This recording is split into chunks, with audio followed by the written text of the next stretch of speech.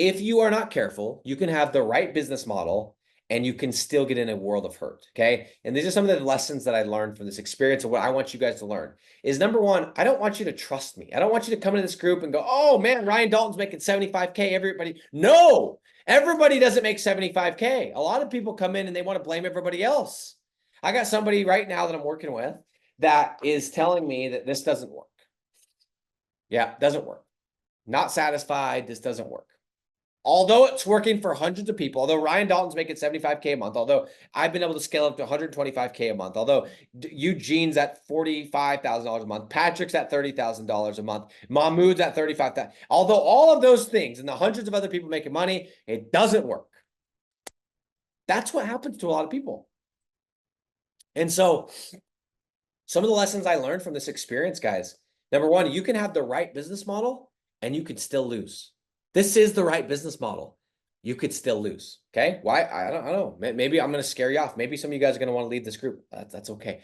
I'm tired of everyone just talking about the good. Okay. You can have the right business model and still lose. Number two, you can have the right business model, but if you don't have the right due diligence process, you're done. I had the right business model. I didn't have the right due diligence, and I went and built 50 plus websites in the wrong niche and city, the due diligence, and completely screwed myself over. Okay. Number three, you can have the right model, but if you don't have the right deal structure, it ain't going to work.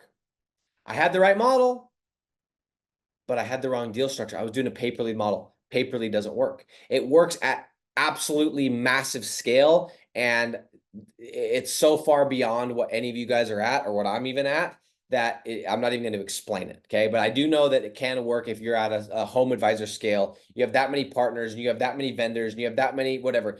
But for those of us that are just starting, us average people, you need the right deal structure, and pay per lead ain't it. Okay.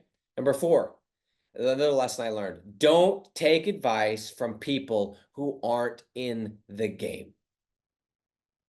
Don't take advice from people who aren't in the game, even if they once were. Don't take advice from people who are not in the game, even if they once were. Now, me saying this pretty much makes it so I have to stay in the game. But guess what? I'm okay with that because I like being in the game. I like knowing what's going on with the Google My Business, the Google Business Profiles. I like knowing what's going on doing business in other countries. I like knowing what's going on when the due diligence process changes and when the tools change and the search volume changes and the ads change.